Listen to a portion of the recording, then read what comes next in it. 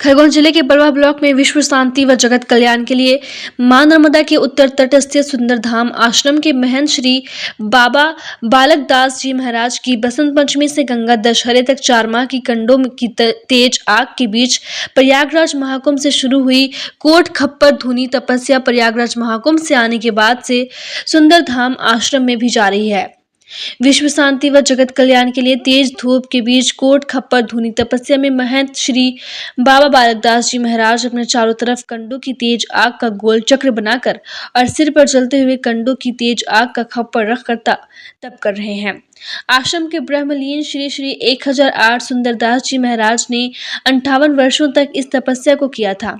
इसके बाद गादीपति श्री श्री 1008 महंत बालकदास जी महाराज भी 46 वर्षों से इस तपस्या को निरंतर करते आ रहे हैं।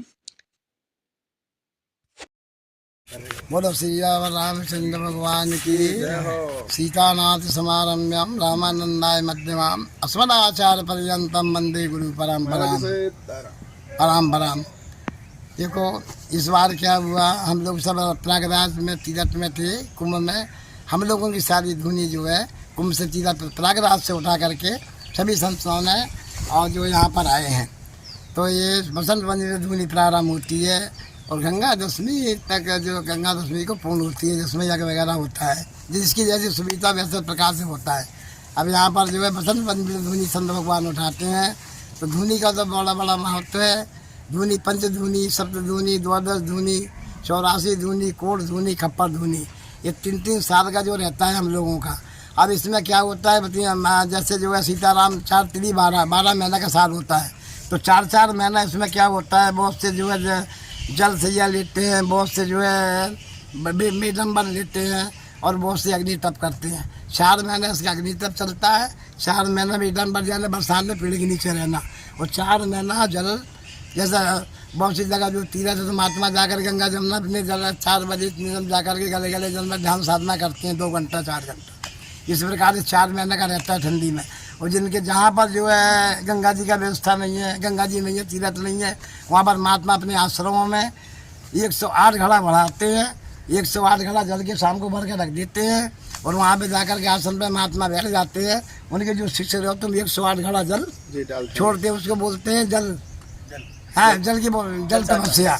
और एक मीडियम तपस्या जो बरसात में एकदम ऐसे रहेंगे खुले में पेड़ के नीचे, और ये अग्नि तप, जिसको जो सूट कर जाता है, जिसको जैसा सुविधा हो उस प्रकार से महात्मा तप करते हैं। हजारों लाखों महात्मा प्रयागराज में धुनी उठाते हैं, तो संत भगवान जो करते हैं अपनी रीति करते हैं।